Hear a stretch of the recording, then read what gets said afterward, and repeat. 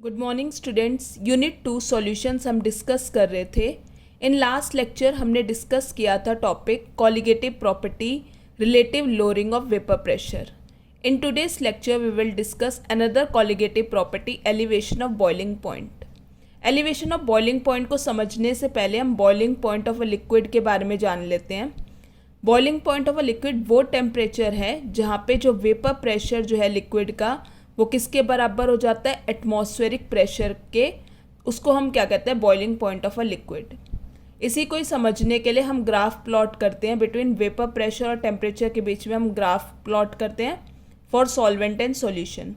Now students, अब हमें पता है कि जो वेपर प्रेशर है वो टेम्परेचर के साथ साथ बढ़ता है। जैसे हम टेम्परेचर बढ़ाएंगे वेपर प्रेशर बढ़ेगा। तो यहाँ पे इस पॉइंट पे सॉल्वेंट का कुछ वेपर प्रेशर होगा, तो जैसे हम टेम्परेचर बढ़ा रहे हैं वेपर प्रेशर भी बढ़ रहा है। तो ये इस पॉइंट पे कट कर दिया इसने एटमॉस्फेरिक प्रेशर वाली लाइन को बी पॉइंट पे। तो ये इसका बॉइलिंग पॉइंट आ गया। यहाँ पे हम लाइन ड्रॉ कर लेंगे, टी नॉट बी से हमने डिनोट कर लिया, जहाँ पे टी नॉट बी क्या है, boiling point of the solvent. इसी तरह अब हम सॉल्यूशन का देख रहे हैं। सॉल्यूशन में अब हमने क्या डाला है, non volatile solute is added in the pure solvent. तो वेपर प्रेशर जो है सॉल्यूशन का क्या हो जाएगा, डिक्रीज। क्यों? क्योंकि लिक्विड के सरफेस पे नॉन वॉलेटाइल सोल्यूट को हमने, उसके भी पार्टिकल्स आ गए हैं सरफेस पे। और नॉन वॉलेटाइल सोल्यूट क्या है कि जो वेपर्स फॉर्म नहीं करता है, यानी जो वेपर प्रेशर पे कंट्रीब्यूशन नहीं देगा, जिसकी वजह से वेपर प्रेशर जो है सॉल्यूशन का वो डिक्रीज हो जाएगा।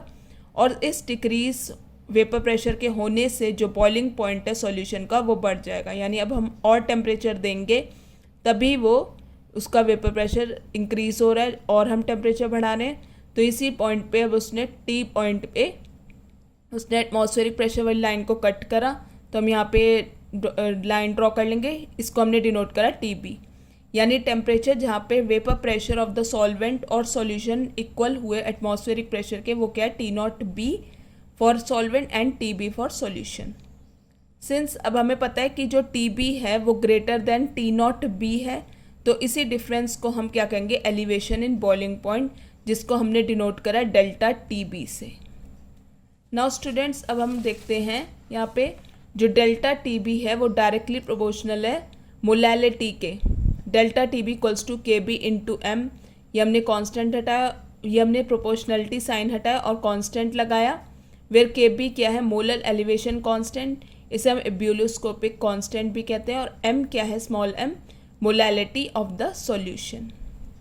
अगर स्मॉल एम जो है अगर मैंने 1 रख दिया तो डेल्टा टी बी किसके बराबर आ जाएगा, के बी के।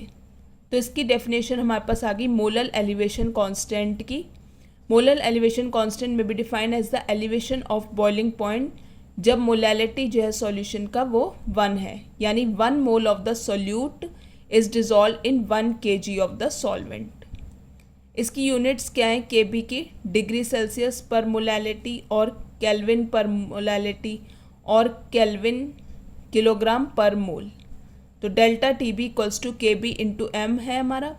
तो delta T B equals to K B, molality का हम फॉर्मूला लगा लेते हैं। मोलैलिटी क्या होता है, number of moles of solute divided by mass of solvent in KG, यानी W2 upon M2 into 1000 upon W1, जहाँ पे W2 क्या है हमारे, हमें पता है नंबर ऑफ मोल्स का फॉर्मूला क्या होता है, number of moles equals to given mass upon molar mass होता है।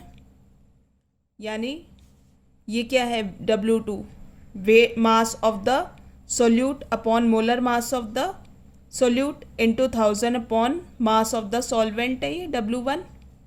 तो M2 equals to 1000 into K B into W2 upon delta T B into W1। तो ये हमारा फॉर्मूला आ जाएगा, इसी तरह से हम निकाल सकते हैं।